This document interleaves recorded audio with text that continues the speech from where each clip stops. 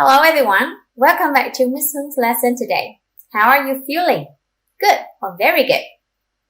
Okay, it's full. So now let's start our lesson today with Write on 6, Unit 3, Lesson E, Grammar, page 60. Before we start, make sure that you have with you Write on 6 student's book, Write on 6 workbook, your notebook, your pen and pencil with you. Now, are you ready? Let's go! So in the previous speaking lesson, we learned how to give instructions already. Now today, let's see what grammar point that we are going to learn. First of all, let's have a look at this picture. This is a conversation between two boys. Let's listen and then see what they are talking. Cola or apple juice? Apple juice for me, please. It's healthier than cola. So, which drink does the boy choose, guys? Bingo! Apple juice. Why? Because it's healthier than cola. Right, so in this sentence, he is comparing cola and apple juice. And healthier than here is a comparative form. One more example for you. As you can see, there is a strawberry and there is an apple here. So we can say a strawberry is smaller than an apple. So, smaller than is also a comparative. So we use the comparative to compare two things, two animals or two people. Vậy chúng ta sẽ sử dụng so sánh hơn để so sánh hai vật, hai con vật hoặc là hai người các bạn nhé. Now, let's have a look at this table. Các bạn nhìn vào bảng này giúp cô ha.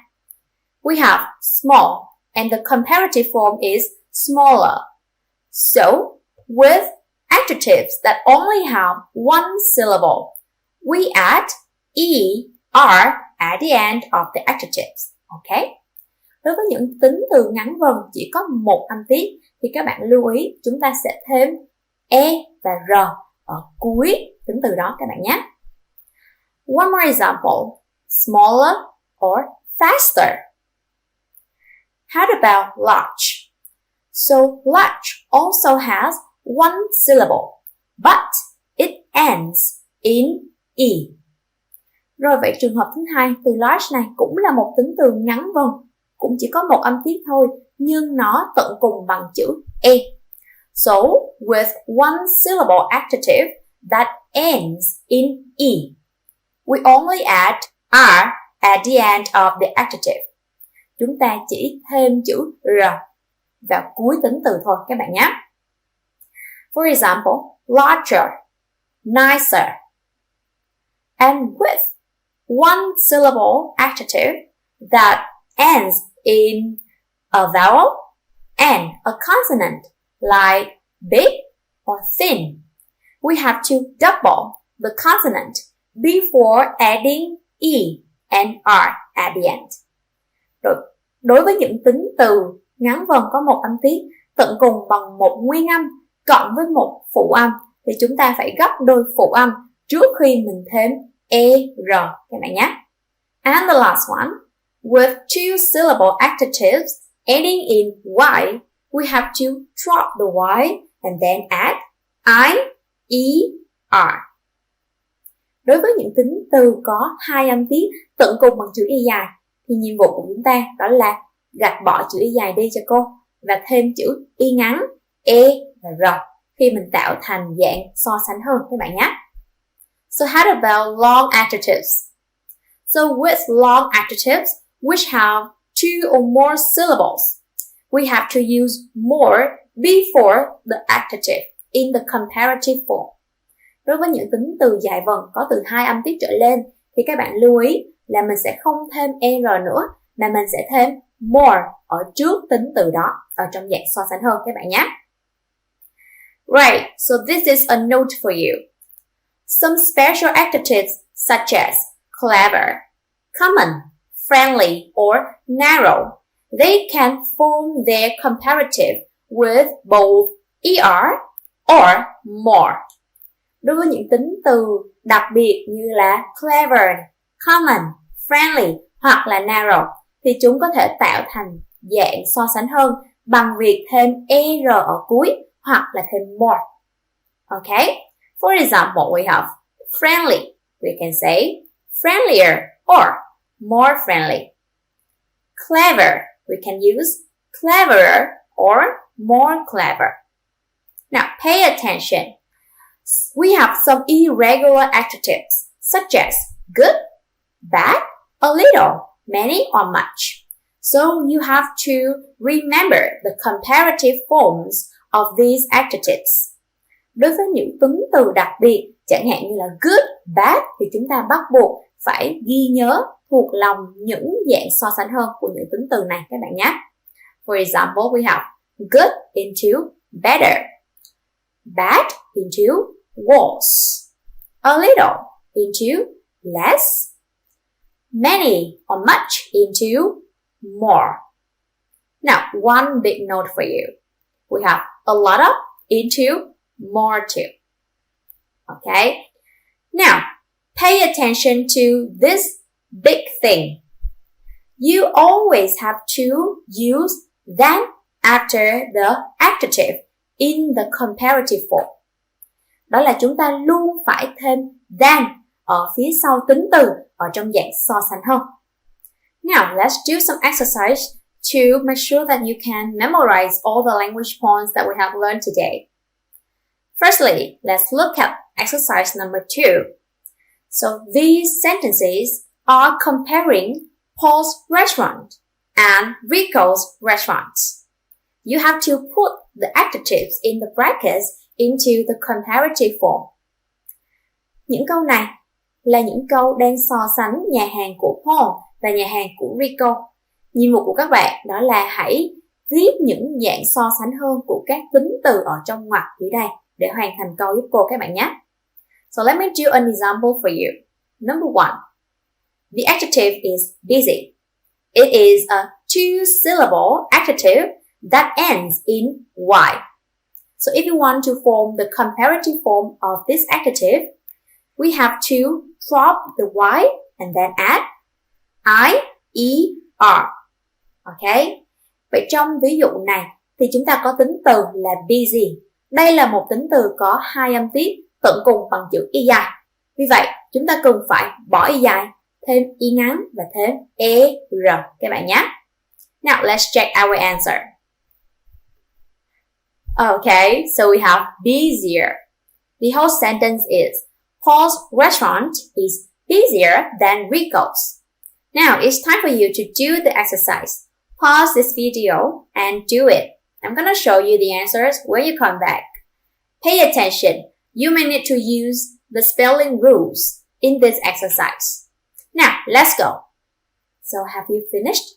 Let's check your answers. Number 2. The adjective is expansive, which is a long adjective.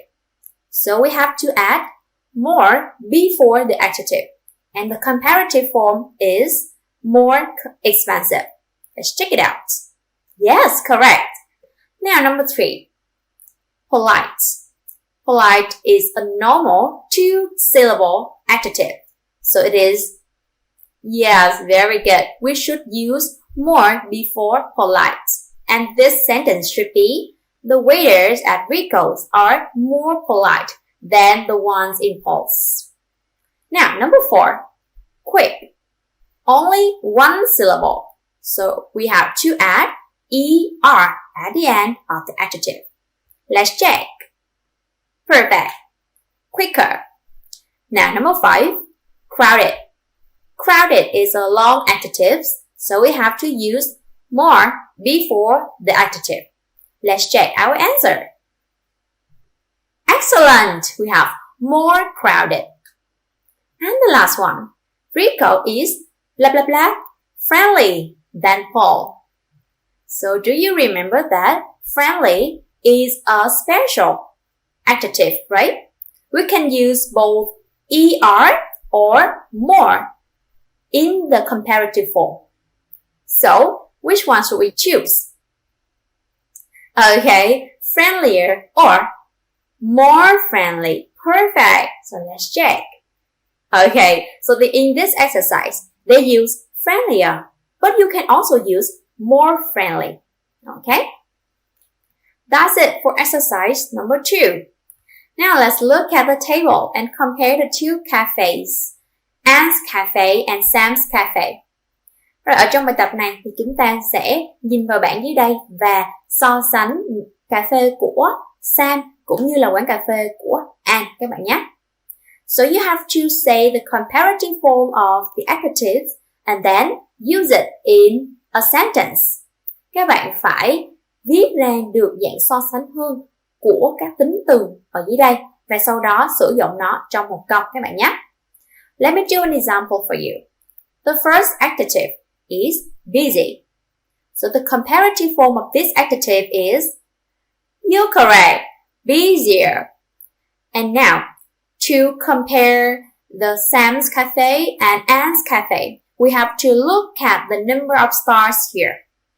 Alright, so in this line, you can see Sam's Cafe has 2 stars and Anne's Cafe has only 1 star, which means that Sam's is busier than Anne's, right?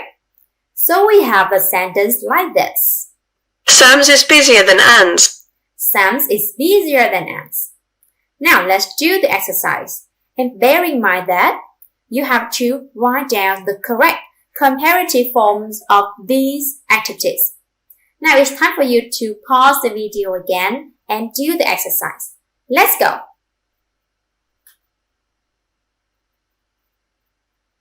Now, you all finished? Let's check your answers. We have number 2, expensive. Expensive is a long adjective, so the correct comparative form should be more expensive. And Anne's Cafe has 2 stars, while Sam's Cafe is only 1 star. So we should say that Anne's Cafe is more expensive than Sam's. Number 2, old. Let's see here.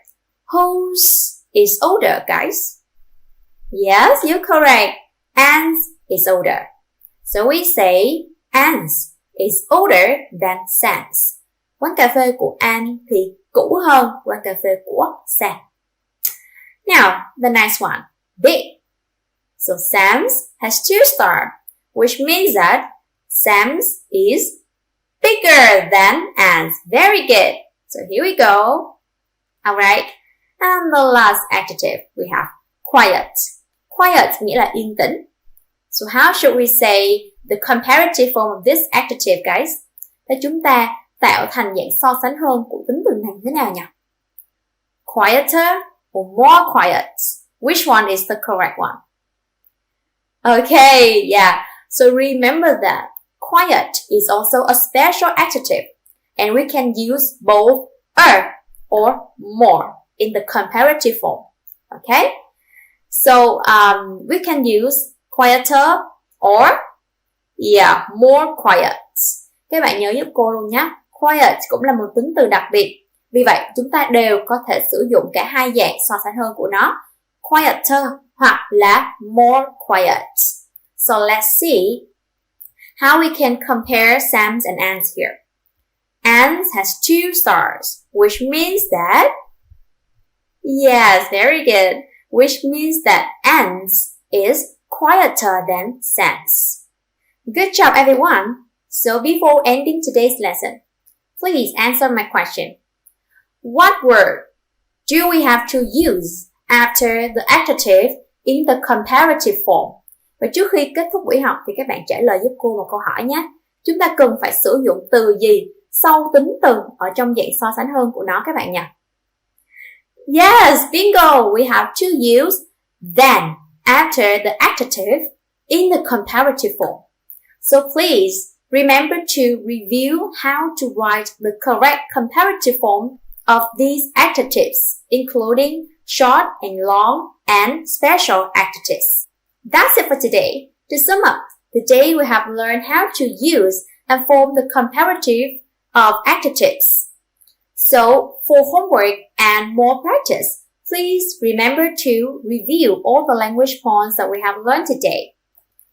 Do the exercise in your workbook, page 32, and access the edyourhome.com.vn for further practice resources. That is also the end of today's lesson. Thanks a lot and see ya!